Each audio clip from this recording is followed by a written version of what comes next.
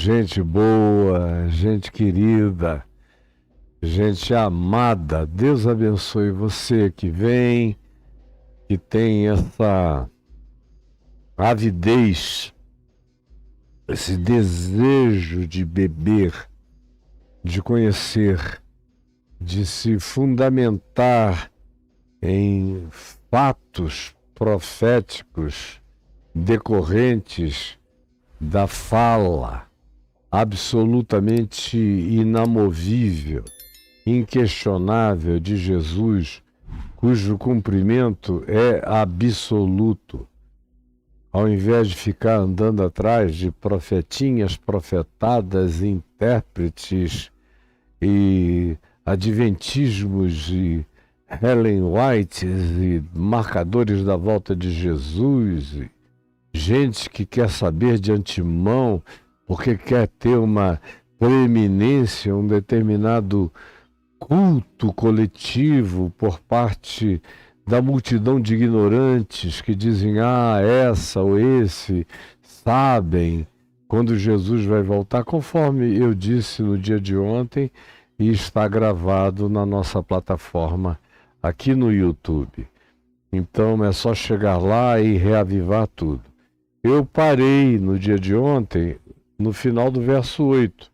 Eu só consegui falar de fato no dia de ontem sobre as 3 perguntas que suscitaram o decorrer do que está aqui exposto e sobre o verso 9. Já que eu estou seguindo a sequência da lógica de Jesus. E nós começamos do verso 12. Quando ele diz, antes, porém, do que eu vou dizer a vocês agora, do que eu disse a vocês agora, antes disso vai acontecer isso. Aí é do verso 12 ao verso 24, daquele dia das questões levantadas pelos discípulos, até a narrativa de Jesus sobre a destruição de Jerusalém e a dispersão daquele povo dos filhos de Israel por toda a face da terra, e que Jerusalém seria pisada por uma quantidade enorme de grupos humanos, de ideologias, de sistemas. Eu dei pequenos exemplos, mas se eu fosse dizer por quem Jerusalém foi pisada do ano 70 da nossa era até o dia de hoje, era uma quantidade sem fim. E hoje ela é pisada pelas patas guerreiras, sionistas, perversas de Netanyahu e seus asseclas. E no dia de hoje, inclusive, declararam que vão começar a construir a nova Gaza dos judeus, com presença de colonos judeus. Vão refazer tudo e vão espremer os palestinos para o canto, até que, quem sabe, o Egito resolva acolhê-los, ou a Jordânia, que tem já uma população palestina muito grande, de muita gente, quando eles foram expulsos pelos judeus depois de 48 e nas guerras subsequentes, a salvação deles foram as montanhas da Jordânia. Mas a Jordânia já tem gente demais e tem muito medo de que ela, que está vivendo em paz, seja conturbada por uma quantidade de milhões de pessoas que vão chegar sem ter onde morar. E a Jordânia não tem esses recursos de infraestrutura para abrigar milhões de pessoas da noite para o dia. E o Egito tampouco. Então é uma solução do egoísmo propelido pela perversidade indescritível desse fanatismo religioso, que é totalmente ilegítimo. É mais um dos ilegítimos pisando nesse chão, que não deveria ser objeto de nada. Jerusalém só será salva no dia que ela deixar de ser sagrada para judeus, cristãos e muçulmanos. Enquanto ela for sagrada, ela vai ser objeto de guerra, porque todo mundo quer tomar posse do sagrado para si. É idolatria, é fetiche, é pedra. Não tem valor nenhum. Se você quiser vender o chão de Jerusalém e as muralhas de Jerusalém, se você for avaliar o valor unitário do que tem ali em pedras, em riquezas, em tudo, não vale nada. Qual é o valor? O valor é do fetiche, é do imantamento. Não, essa pedra vale mais do que essa, porque essa aqui é sagrada. Essa aqui me deram. Essa aqui não, eu tropecei nela, andando pelo Rio Negro, em 2014, fazendo orações, e tropecei nessa pedra, pedindo a Deus que nunca deixasse o meu coração ficar empedrado, que me fizesse sensível. Todos os dias da minha vida eu tropecei numa ponta de uma pedra no Rio Negro. E aí eu achei interessante a ponta da pedra e escavei em volta. Quando eu puxei, tinha esse formato de coração em pedra. Para mim, teve um grande significado. Mas não é a pedra que tem valor. O valor é o significado. No meu caso, não é um significado religioso, é um significado simbólico espiritual. Mas se chegar alguém aqui e disser, ou você me dá essa pedra, ou eu vou tirar a vida de alguém ali, eu digo, pega essa, pega todos, leva tudo, mas a vida humana não tem preço. Quando você, todavia, é um religioso que cultua o sagrado como fetiche, e transforma a sua própria história num objeto de culto, aí isso aqui é algo acerca do que você vai dizer, mata o mundo inteiro, mas a pedra sagrada que Deus me deu não vai para ninguém. E é esse o poder de Jerusalém. Todo mundo chega e diz, o meu sagrado morou aqui.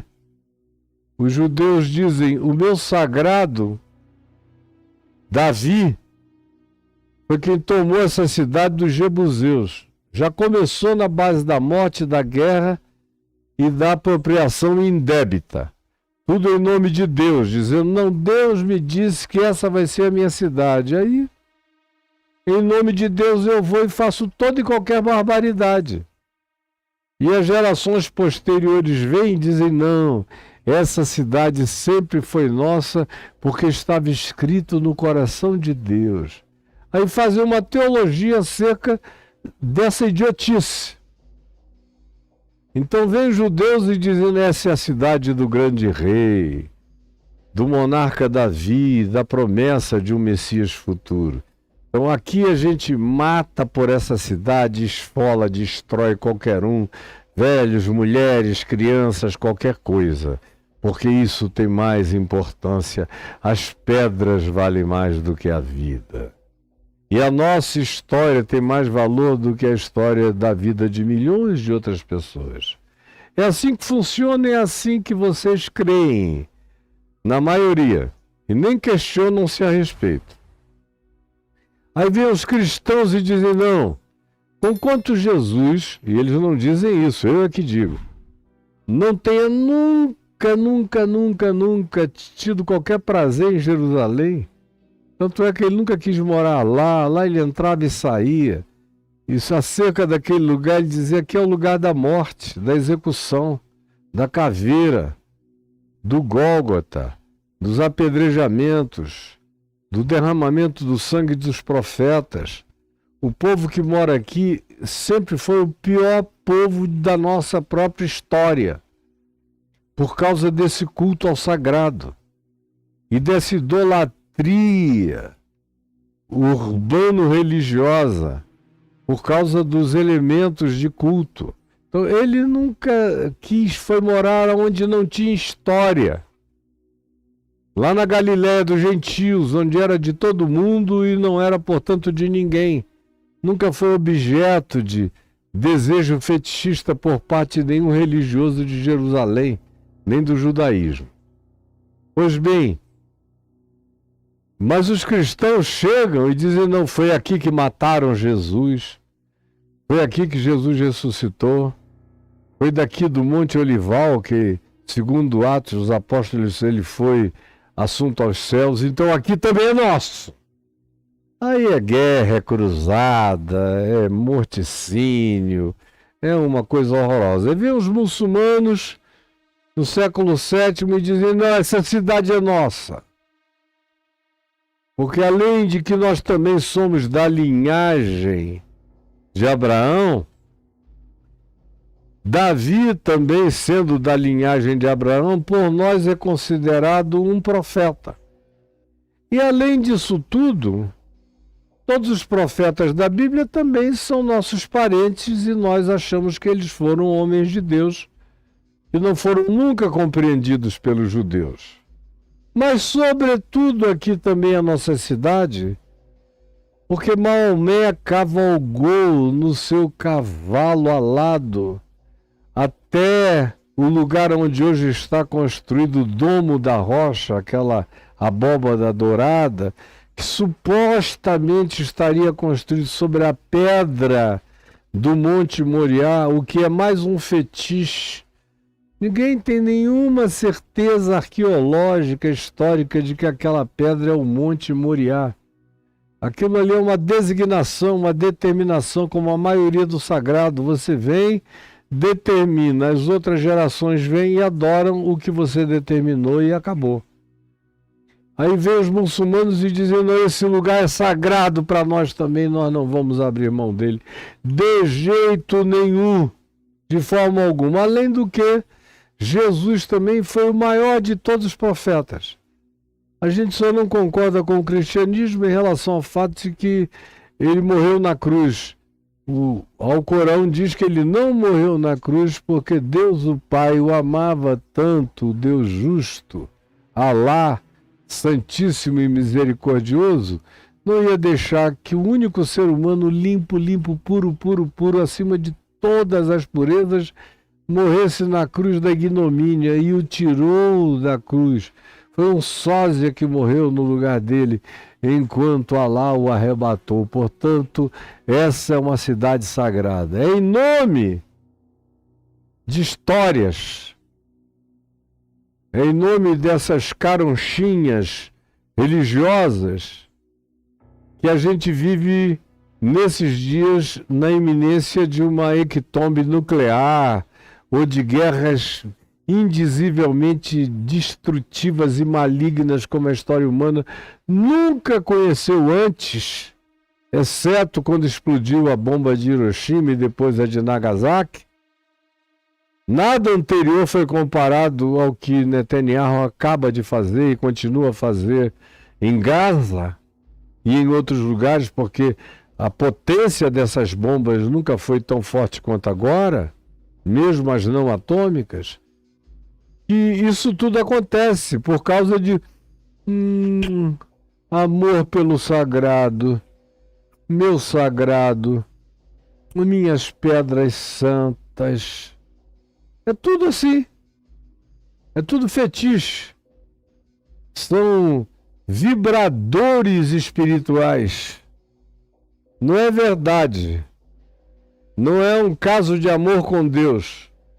É um uso de vibrador sagrado para estimular a alma, e na ausência de Deus se satisfaz com os vibradores sagrados da religião, com os seus cultos orgiásticos, produzidos pelo prazer nas pedras. É um negócio, me desculpem a construção descritiva de natureza erótica, mas é patético desse jeito e desse modo, e pelo menos eu sei que é assim que Jesus vê. E eu não tenho como não ver do mesmo modo. Então ontem nós ficamos aqui no verso 8, com Jesus falando, vede que vocês não sejam enganados. Aí eu falei da multidão de Cristos, falsos cristos, anticristos, candidatos a cristos, que Jesus disse que viriam de todos os lados, já estavam vindo antes de Jesus, vieram durante Jesus, vieram depois de Jesus e nunca pararam de vir. Essa presença dos falsos cristos nos intestinos da chamada história religiosa ocidental é um negócio que nunca parou de acontecer e nem parará. Se no início já era assim, vocês imaginem agora, à medida em que a gente se aproxima de dias cada vez mais gravosos, mais dramáticos, mais carregados dessa inflação de cristos e de falsos profetas e de inventores de histórias, a gente chega e a gente fica. Ainda agora, por exemplo, antes de vir para cá, alguém me mandou um recorte, eu cliquei e olhei, de um carinha da cabeça branca, mas do rosto jovem. E graças a Deus não tem tantos seguidores assim, porque senão seria uma desgraça maior. Ele dizendo, olha, o que está acontecendo aqui entre nós, no Brasil, no judiciário brasileiro, tem a ver com a guerra de Elias contra os profetas de Baal no Monte Carmelo. Olha só a viagem do maluco. Quando Elias venceu os profetas de Baal, a potestade de Baal, que era formada por 4 outras divindades que não tinham nada a ver com Baal. Quem conhece a história de Canaã e a história antiga sabe, mas o cara é tapado. Aí ele disse Acera, Astarote, Murdoque, Baal, todos esses faziam uma confederação. Quando Elias venceu, eles se espalharam pelos 4 cantos da terra. E hoje em dia eles receberam um chamado, os outros todos, para virem para o Brasil, por causa do Alexandre de Moraes. Eles estão aqui e nós estamos lutando contra essas potestades dos dias do profeta Elias. Lá no Monte Carmelo, estão aqui no Planalto Central agora, atiçando o Alexandre de Moraes. Aí tem gente que não sabe nada de nada, o cara não sabe nem cortar a unha do pé. Mas, que coisa, que revelação. Por que meu pastor não me contou isso? Se for um pastor honesto, não te contaria isso, porque isso é mentira. É invenção de um maluco que tem a carinha de criança e o cabelo branco como de gente velha, mas não sabe nada de coisa nenhuma, nem o nome dele eu decorei, nem quero aprender. Agora, vocês acabam embarcando em todas essas loucuras. De modo que, se Jesus disse que naqueles dias haveria uma proliferação de falsos cristos e falsos profetas, imagina agora, no auge da apostasia da igreja. A igreja atual está mais apóstata do que a igreja medieval, que precedeu na sua apostasia a reforma protestante, que aconteceu por causa de uma gravíssima apostasia da Igreja Católica, que já durava mais de 1000 anos de grandes apostasias, invenções e cultos, e idolatrias e loucuras, as coisas mais impensáveis, julgamento de gato, julgamento de cachorro, julgamento da pulga que mordeu a bunda do Papa, ia levada a julgamento eclesiástico, todas as loucuras desse mundo. Uma mulher que tivesse prazer numa relação sexual com seu marido e um vizinho a denunciasse, ela poderia ser apedrejada. Era menos gravoso ter um adultério com alguém do que ter um gozo sexual com o marido. Meu Deus, a loucura do que precedeu a reforma protestante Foi enorme. Agora, o que a gente está assistindo nos nossos dias faz a medievalidade da Idade das Trevas e daquele período se tornar festinha de penumbra, com luz negra, comparado com a densidade das trevas espirituais que se alastraram para todo lugar. E vocês não sentem porque vocês não tiveram conhecimento do Evangelho, não te levaram a patada do amor de Deus, não foram rasgados pelo amor de Deus em Cristo Jesus, se converteram já no esqueminha de prosperidade, domínio, poder, churches de luz roxa e teto preto, e igrejas de novenas e de campanhas. Então, vocês nem percebem, é a tal da velha história do sapo jogado na panela, cuja água é esquentada lentamente, e depois de um tempo ele morre na fervura, mas não pula fora. É como a maioria está vivendo entre nós. E quem quer que advirta e diga essa água está fervendo e você vai morrer queimado, é acusado pelo sapo de dentro da panela dizendo: seu herege, saia daqui. Bom, o que Jesus disse que aconteceria naqueles dias, e eu tratei no dia de ontem, é aquilo que continua até o dia de hoje, como ontem mesmo eu disse. Chegou a hora, quantos já disseram nesses dias, nesses tempos chegou a hora. Quantos mais dirão que chegou a hora?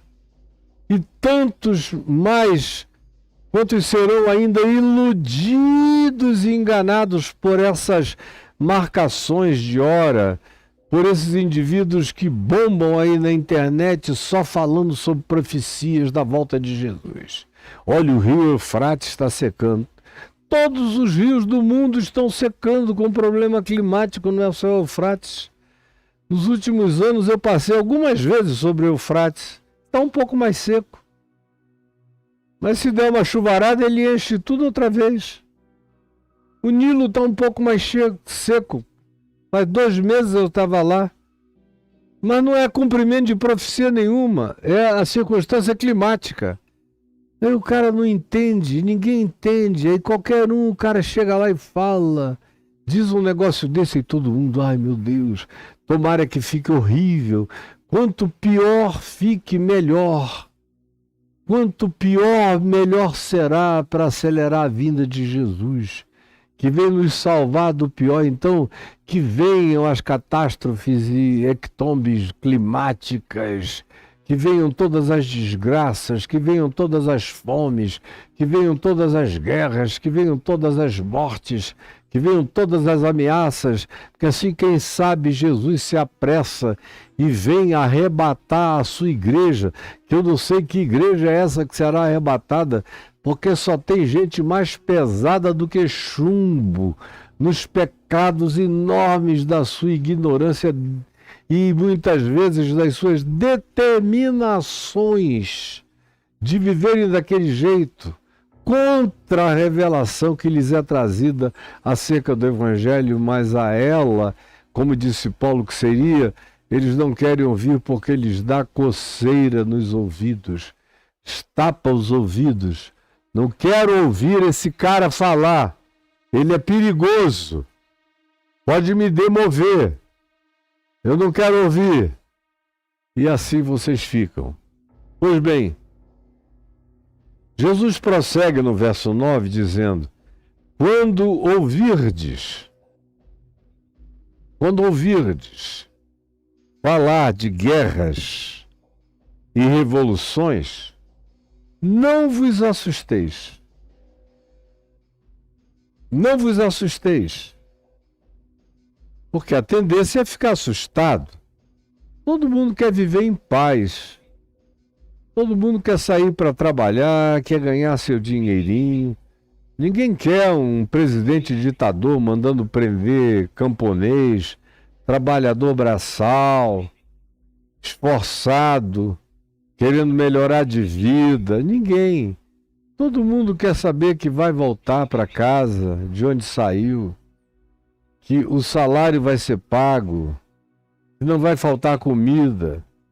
E quando chegam guerras e revoluções, em geral, essas coisas todas se tornam interrompidas. Há uma disruptividade natural nesse processo de guerras e revoluções. Mas aqui eu vou abrir um parêntese. Eu quero abrir porque é preciso ler o Apocalipse tendo Jesus como chave hermenêutico interpretativo. E aqui, nesse pequeno Apocalipse de Jesus, você tem os elementos apocalípticos de revelação profética de tudo que o Apocalipse, com outra linguagem de natureza simbólica, metafórica e arquetípica, descreve. E Jesus aqui, sem metaforia, sem arquetipia e sem simbologia, descreve numa linguagem narrativa, praticamente jornalística, científica, sismológica, para cada um de nós, por mais grotesco de nós entender.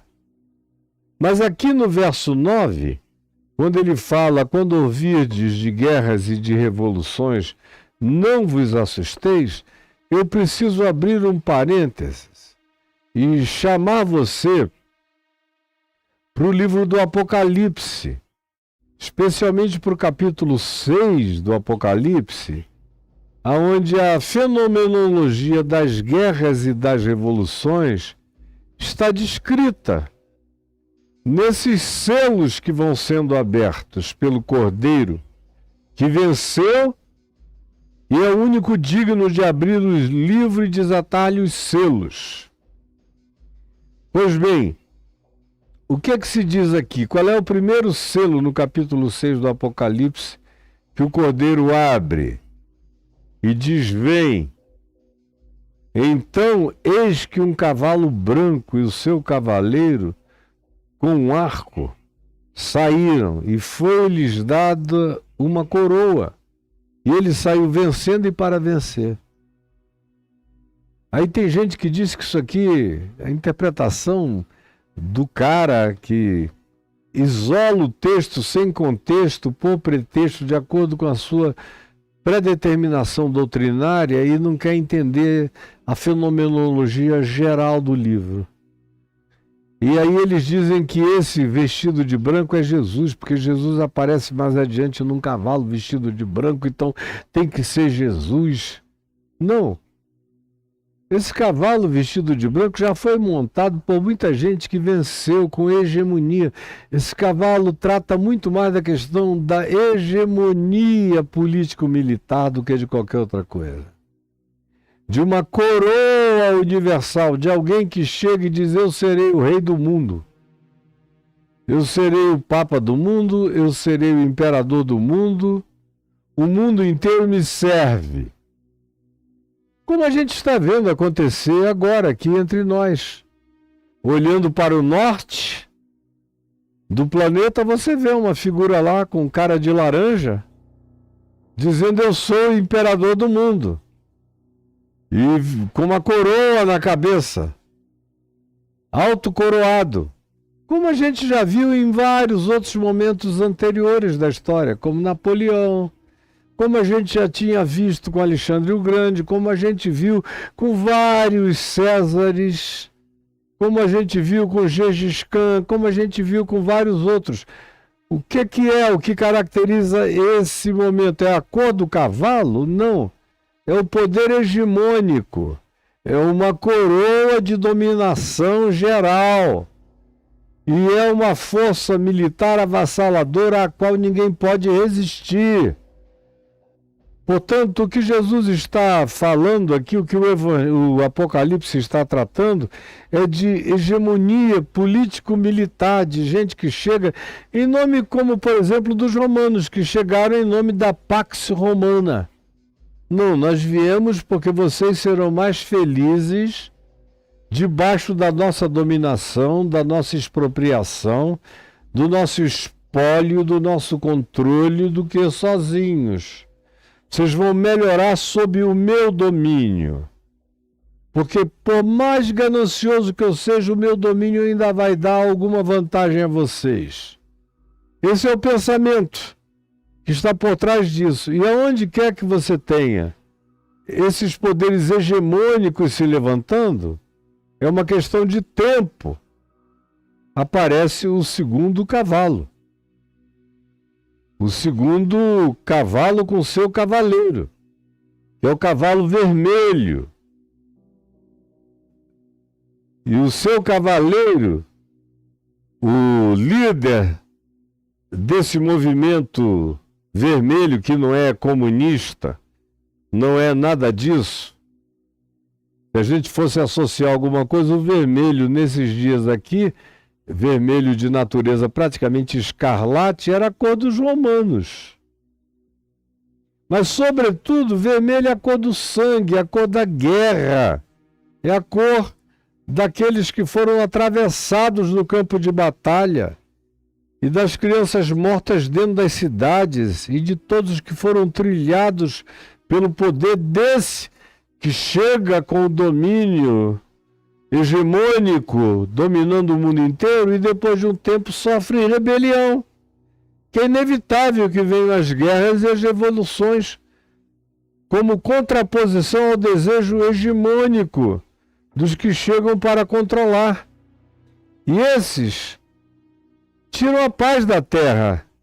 Porque quem é que vive em paz no meio de guerra, de revolução, de derramamento de sangue, de gente morrendo para todo lado, seres humanos que são mortos, como a gente está assistindo pela televisão ao vivo, genocídios transmitidos ao vivo, e uma grande espada, grandes armas, grande poder bélico, irresistível, hegemonia, tentativa de dominação global ou regional, produz reação. Reação é guerra, é revolução, é levantamento contra esse tipo de dominação hegemônica, esse domínio desse pseudo-dominis que quer ser o senhor de tudo e de todos. Agora, isso traz guerra, suscita o cavalo vermelho. O cavalo vermelho, por seu turno, é sucedido por algo inevitável. Toda hegemonia que quer se prolongar produz guerra, e toda guerra produz fome, crise econômica, tarifaços. Depois de um tempo, a exiguidade de comida e de alimentos passa a ser a ausência de sustento para os mais pobres, para os que têm e podem menos. E aí aparece esse cavalo preto e o seu cavaleiro com uma balança na mão. O que caracteriza o fenômeno econômico é a balança. E ouvi uma como voz no meio dos 4 seres viventes dizendo: uma medida de trigo por 1 denário, 3 medidas de cevada por 1 denário, e não danifiqueis o azeite e o vinho. Ou seja, tudo tem a ver com o que pode alimentar, e faltando pode fazer morrer de fome, de necessidade, de carência. Guerra produz fome. Gaza que o diga, a Ucrânia que o diga, a história humana que o diga. Alguém quer ser hegemônico. Aí vem no seu poder de hegemonia soberana, produz guerra, controle. Depois de um tempo há uma revolta. As revoluções, as sublevações, os terrorismos, os terroristas, os zangados dizendo: não, por que que eles fazem isso com a gente? Então agora vale tudo. Já que eles oficialmente jogam bomba na nossa cabeça, nós que não temos nenhuma oficialidade, vamos subrepticiamente matar aqueles que nos matam.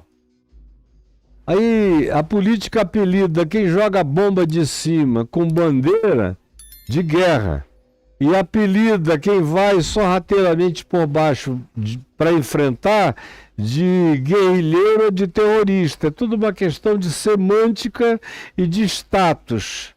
Mas são as mesmas maldades que estão em confronto. O resultado disso, desse choque, é fome, é crise econômica. Aí vem um quarto cavaleiro, e ele vem num cavalo amarelo, num cavalo baio. Na realidade, o texto original grego descreve um cavalo com cor de morte. Você já viu quando uma pessoa morre?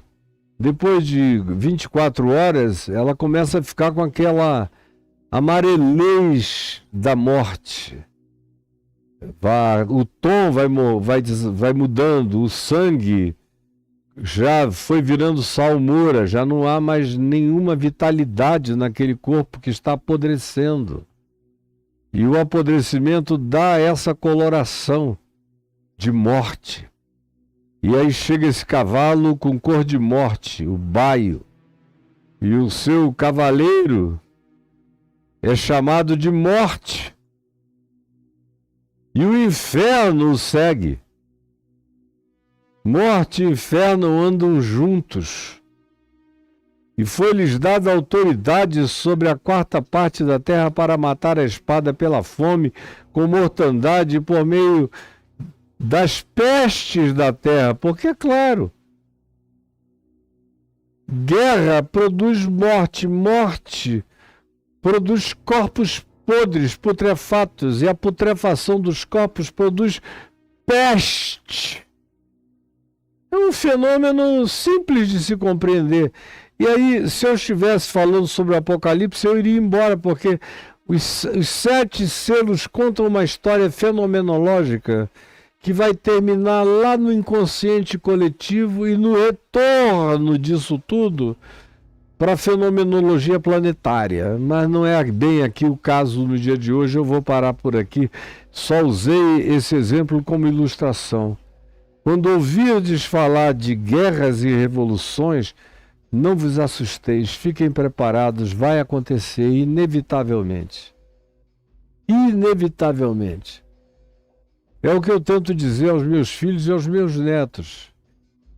Embora as novas gerações nunca queiram ouvir falar de guerras nem de revoluções. Parece que eram coisas dos passados, dos antigos, dos outros. Não é para nós. Tem gente que bate assim na madeira, ó. Isola. Não, para nós não, mas tá aí na cara. E eu digo aos meus filhos, já ninguém é criança. Todo mundo está ficando velho como um dia eu fui velho.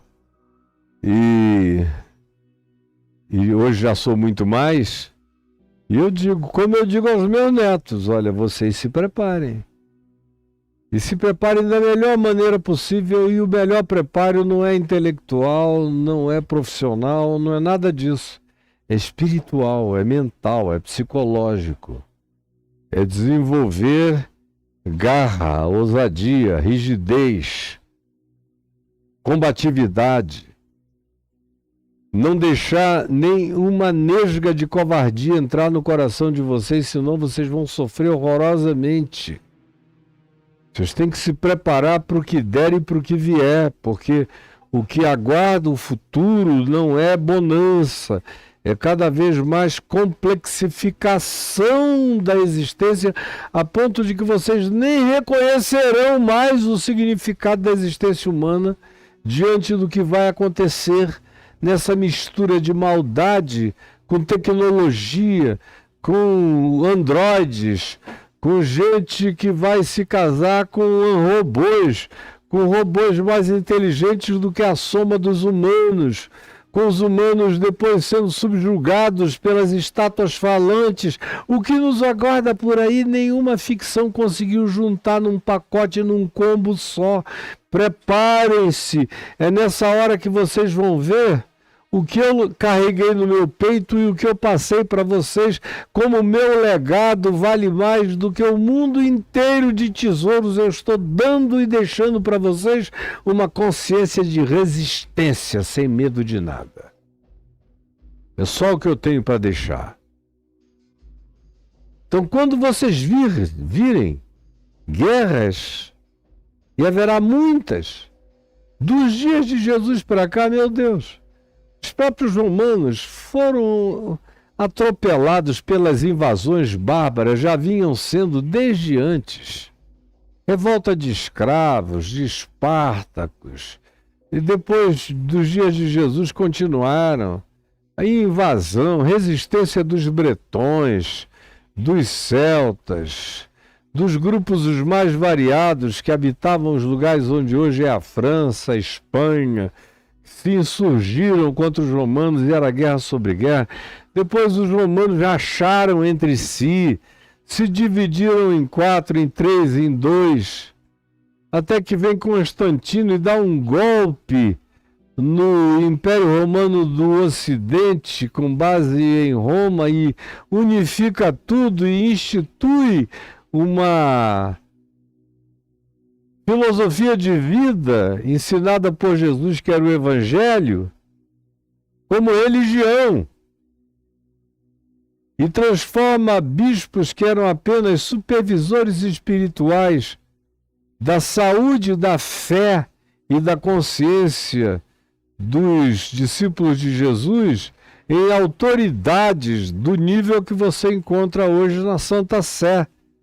Desde 1400 para cá houve essa subversão do Evangelho, transformando-o em cristianismo. Cristianismo é a subversão do Evangelho e toma guerra.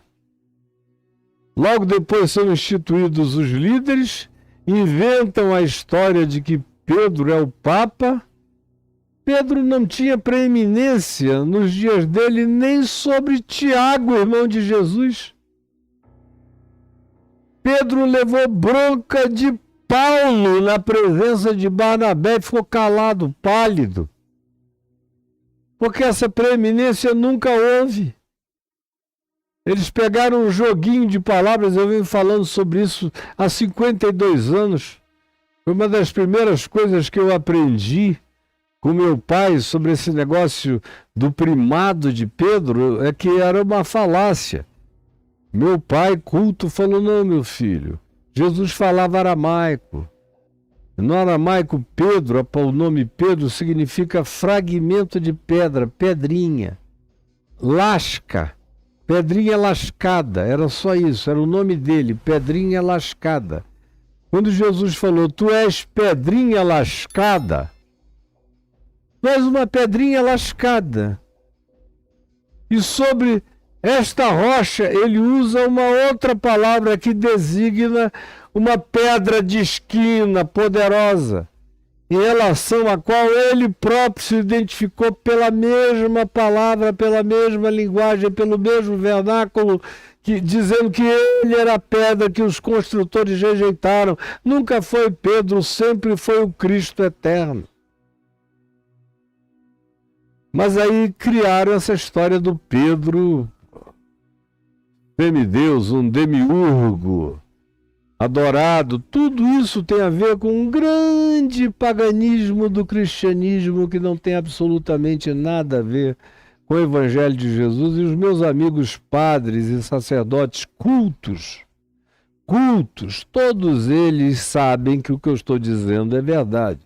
Todos eles leram o aramaico, o hebraico, o grego, todos eles leram o contexto do Novo Testamento, todos eles sabem quando houve essa transformação histórica e quais as razões de natureza sociopolítico-ideológica para que isso tenha acontecido.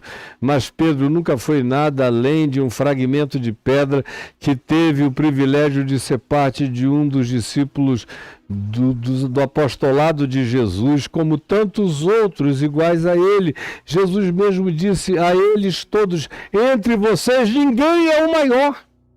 Ninguém. Mas contra Jesus e contra tudo eles fizeram esse Zeus, um Pedro Zeus, um Pedro Nefilim, para entrar nessa história e toma guerra. O papado fez guerra para todos os lados. É um tempo de derramamento de sangue por todos os modos e formas.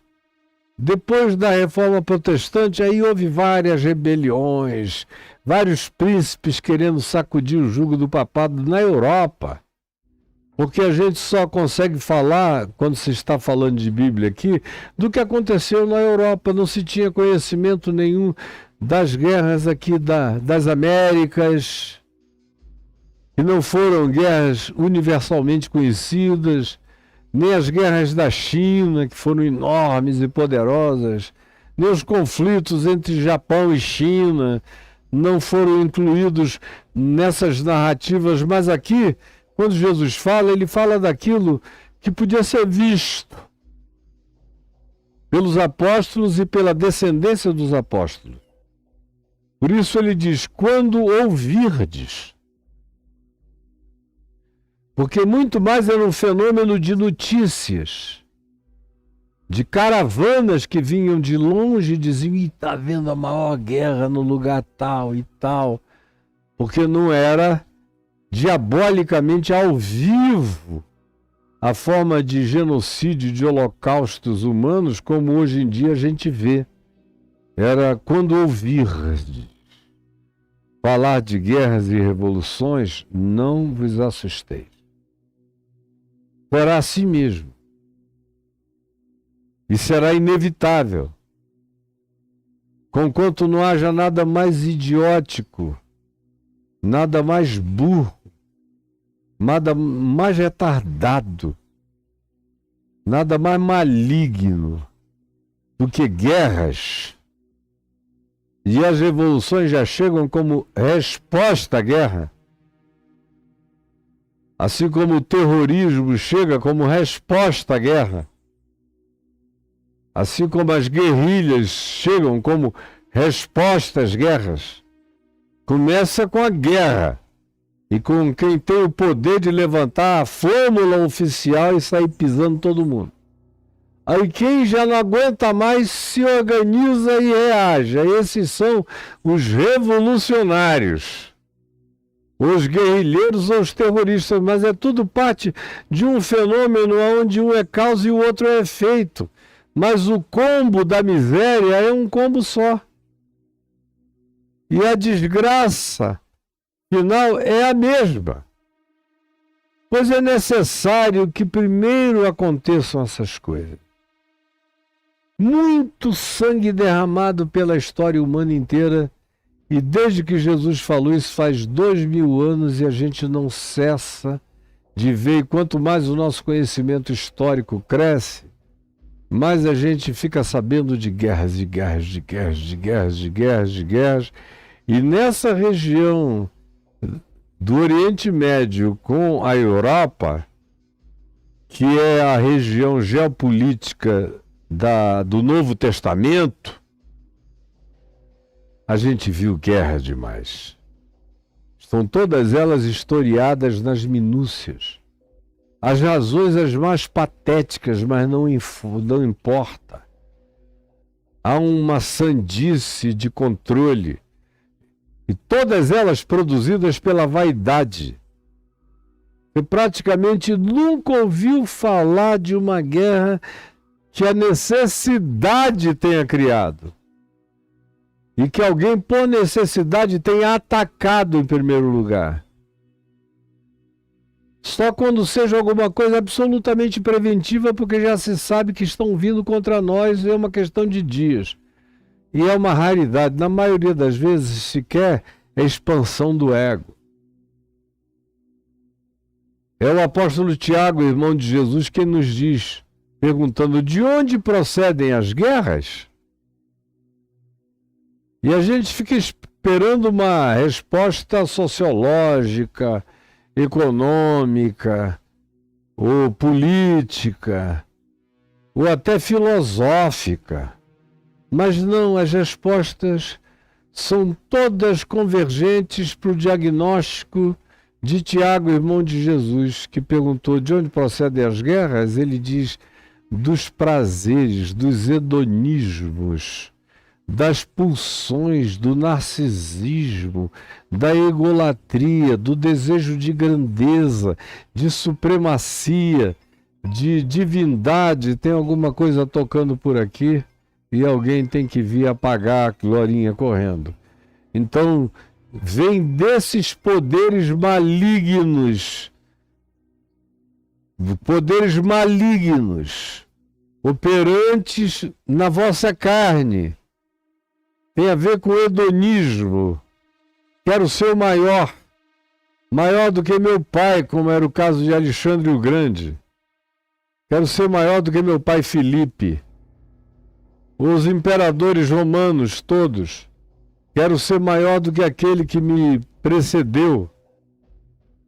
E qualquer outro reino ou rei. Todo mundo querendo ser maior do que o anterior. Ou querendo provar que o reino, que até então lhe foi adversário, já não tem mais o poder de enfrentá-lo, uma vez que ele criou uma frota, uma armada, e treinou um exército e contratou milicianos, mercenários, para enfrentar aquilo, para pegar uma coroa de uma cabeça e botar na outra.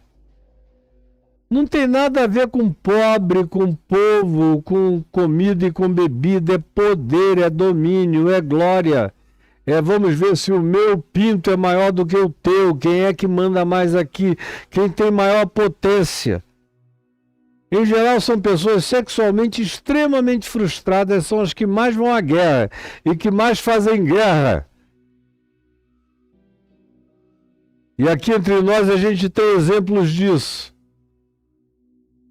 São os sexualmente mais frustrados os que fazem guerras e querem provar que eles são enormes, grandiosos e poderosos, não dão conta do recado, às vezes a não ser com criancinhas, pedófilos perversos.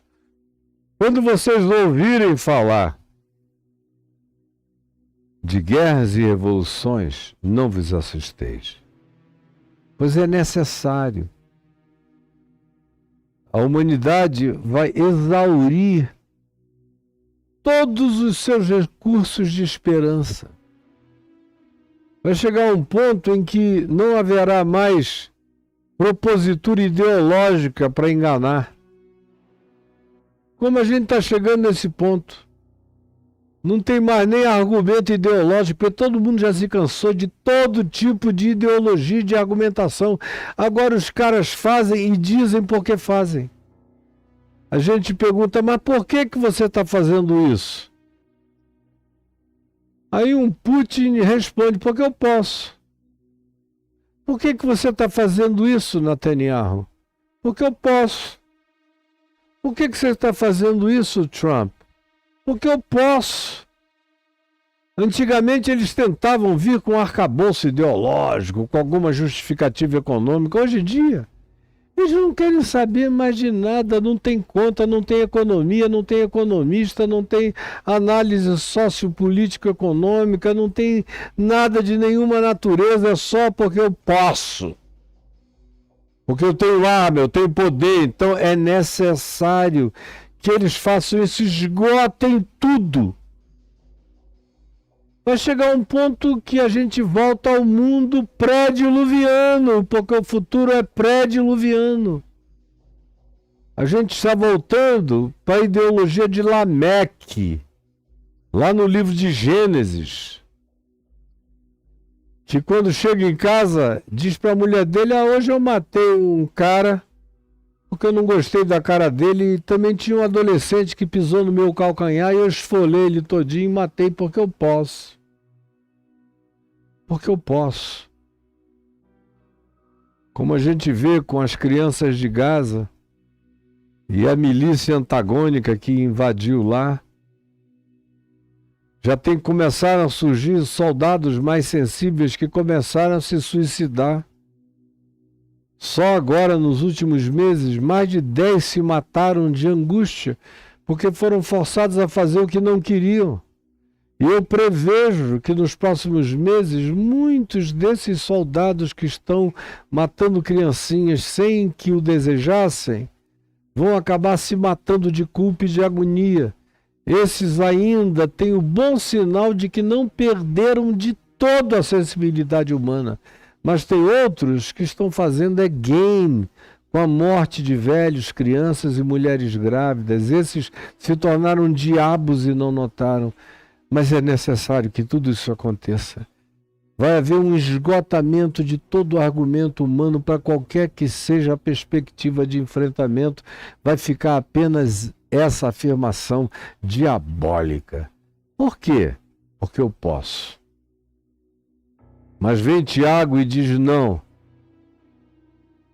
É porque eles não conseguem controlar o tesão mórbido. Eles não conseguem controlar a necrofilia deles. Eles não conseguem controlar a pedofilia homicida deles. Eles sentem tesão em morte de velho, de pobre, de fraco, de outros.